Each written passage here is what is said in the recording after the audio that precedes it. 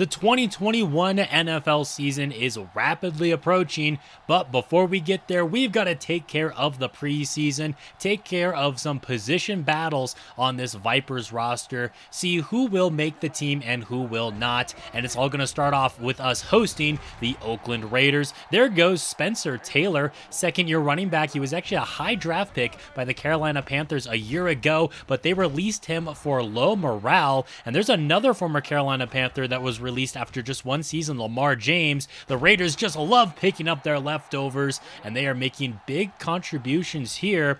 Unfortunately for Oakland, it's going to end in a Ronnie Hamilton field goal there, their first drive of the preseason. Here is Glenn Nash now getting his first action on a kick return out to the 20-yard line, and Antonio McGuire is going to be starting this game as the quarterback. He's going to connect with the newest Vipers wide receiver right there, Hakeem Morton. Here goes Levy. It's the rookie running back out of Arizona State picking up the first down. Of course, Orlando Cross no longer plays in the preseason after his 2011 season-ending injury in the preseason, and it also gives us a good look at our backup quarterbacks, see what guys like Antonio McGuire can do in the preseason, and he does lead us to a touchdown on our first offensive drive. We almost always go for two just because we can. We don't convert on the first one there, but luckily the defense comes up clutch here as Mark Scott on that brand new contract for us comes away with that INT. Third down and 4 now. McGuire's got a man wide open there. It's going to be Brian Moore spinning into a first down and fighting for every yard. Faced with a third down and 19 now, the Vipers offense going backwards, but it's not going to matter. That's a strike from Antonio McGuire to Glenn Nash, the second one we've ever had in franchise history. Now going for 2, but it's going to fall incomplete as we are now up 12-3. McGuire, moments before the end of the first half right here, connects on that left sideline for a big play as we're trying to get more points here before halftime. Going for it all right here. He's got Morton, and the veteran Ravens wide receiver is in.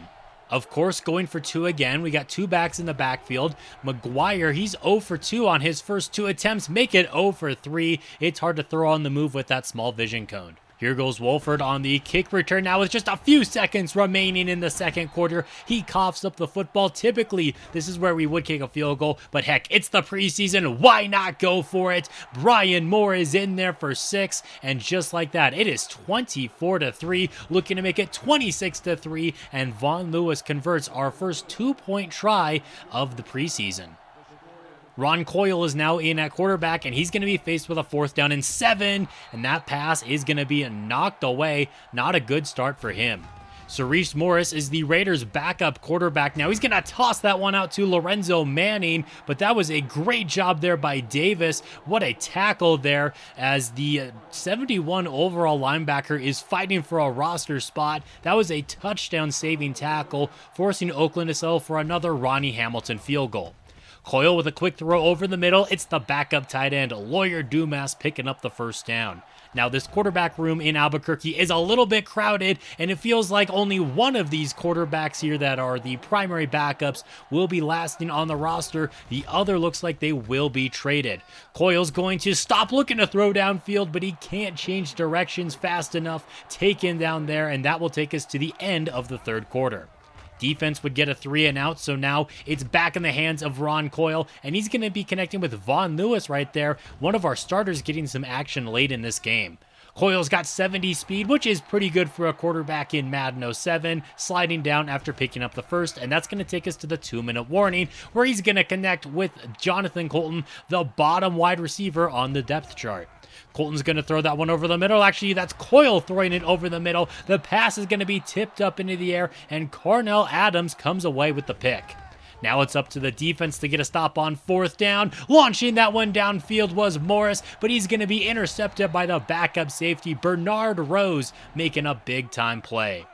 Coyle still has an opportunity to lead this offense downfield as we have yet to score since he has entered the ball game. That will get us into the Oakland side of the field, though. Pass over the middle is going to be caught by Glenn Nash. That's going to be a pickup of 7 under a minute left to play now. Trying to get us into the end zone, show some signs of life. Granted, it is going to be a little bit more difficult when he's working with all the backups.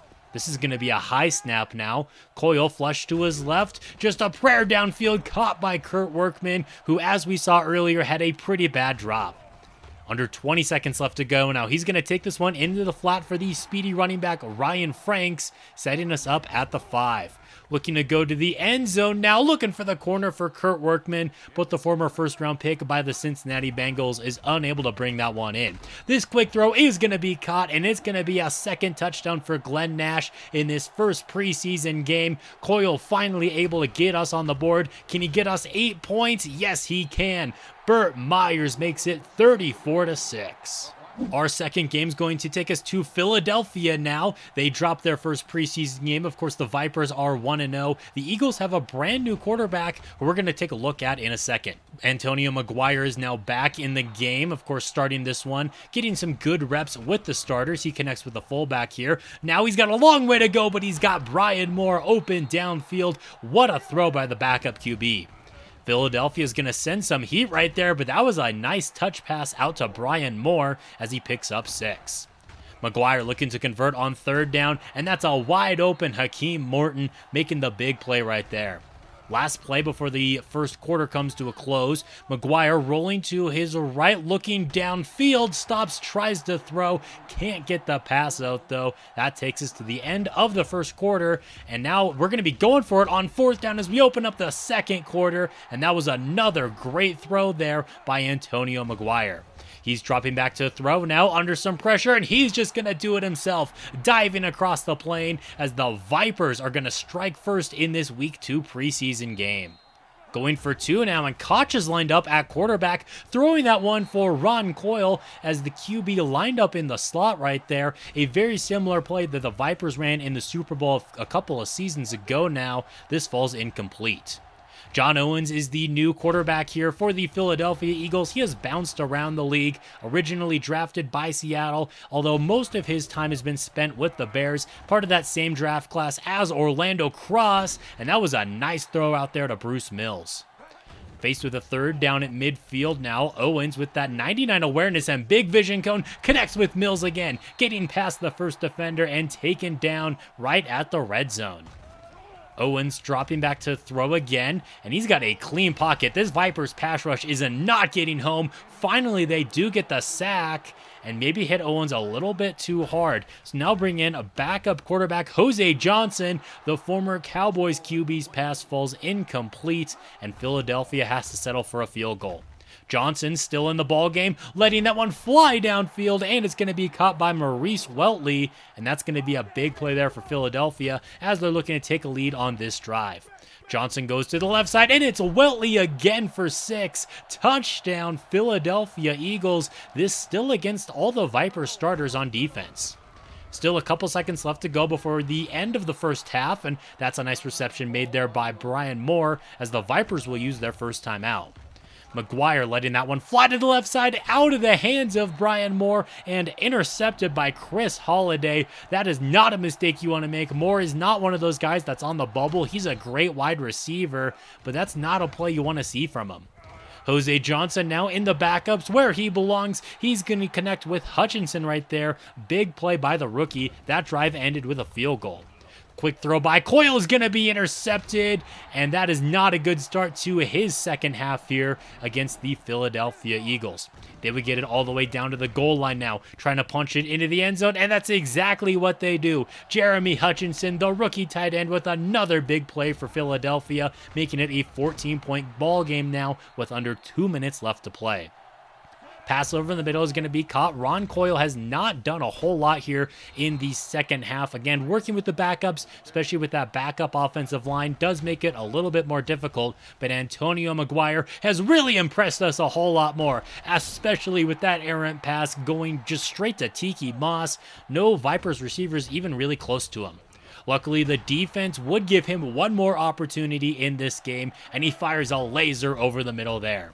Coyle with under 30 seconds left to play. Again, a laser down the middle of the field to tight end Lawyer Dumas, and the Vipers will use their final timeout. trying to get into the end zone here, going for it all, looking for Kurt Workman, and he put it in the breadbasket. Touchdown Vipers. Looking to make it a 6-point game now. Coyle, we've already seen he's got some good scrambling ability, and he's going to dive across the plane for the 2-point try. The onside kick would be no good, though, so the Eagles give us our first preseason loss. We're back at the Snake Den in week 3 now, hosting the 1-1 Buffalo Bills. Of course, it's preseason. Record doesn't really matter. I just want to see what our guys can do. Here goes Levy, the rookie running back, has not gotten a ton of carries in the preseason as the main focus has been on the 2 backup quarterback play, but it's nice to see the rookie running back doing well. He's getting involved in the receiving game right here, picks up 5 through the air. McGuire with a clean pocket, fires a strike to the left side, and what a throw and catch there to Jimmy Andrews. Toss play out to Levy, and he's actually looking to throw this one himself, but that was very much off the mark. Remind me to never let him throw the football again. Quick strike there by McGuire, that 98 throw power going to work as he's going to pick up a first down. McGuire with a clean pocket now connects with Brian Moore. He's going to pick up a first down. 2nd down and 9 now. Dump this one off to Levy. He's going to break a tackle and get into the end zone, which is exactly why we drafted him. We wanted someone who could go out there and break some tackles. Now, the Buffalo Bills have a little bit of an interesting situation at quarterback as their top 2 QBs are both 77 overall. Marcus Brooks, we actually got to see him a little bit last year when we played the Bills. He's throwing interceptions to us just like he did at the end of last season. Josh Swan, he's new to Buffalo, started his career in San Francisco, so we're familiar with him. He is their new top wide receiver, so it's not good for them to see him limping off of the field here. Coyle with a nice connection downfield, or actually, that was McGuire still in a quarterback as we are now at the end of the first quarter. We open up the second quarter with a 4th down and 3 conversion.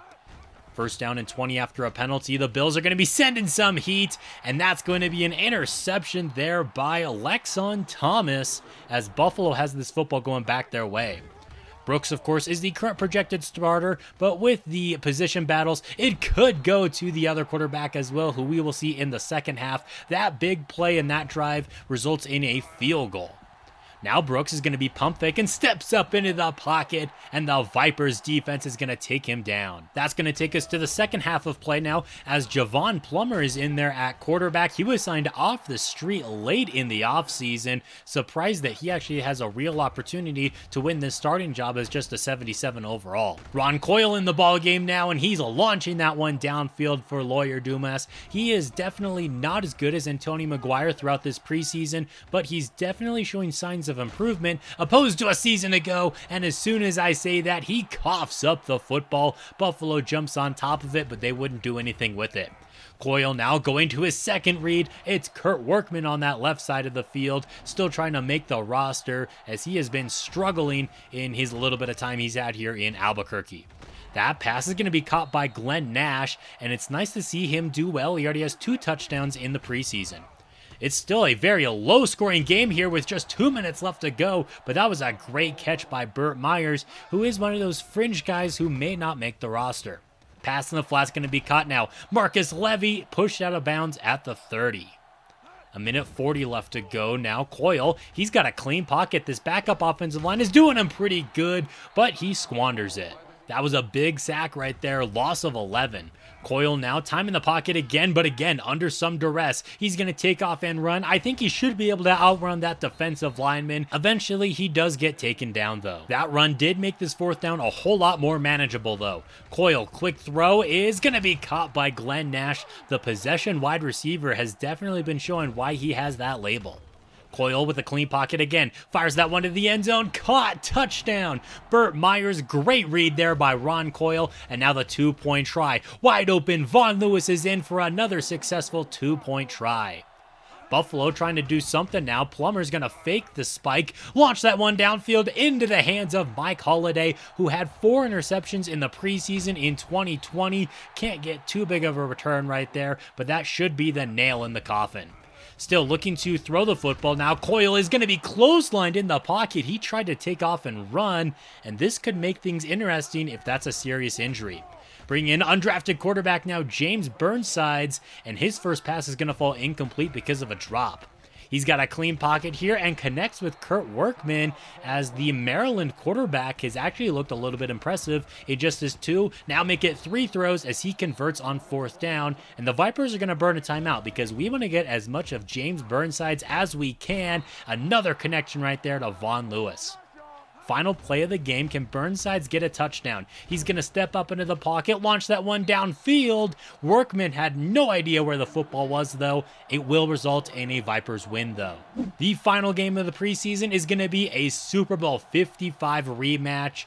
Of course, the Baltimore Ravens took us down with a score of 23-21. And can we get a little bit of revenge, even if it's only in the preseason? Here's second-year running back now, Kyle O'Donnell. A big run right there by the Rookie of the Year winner.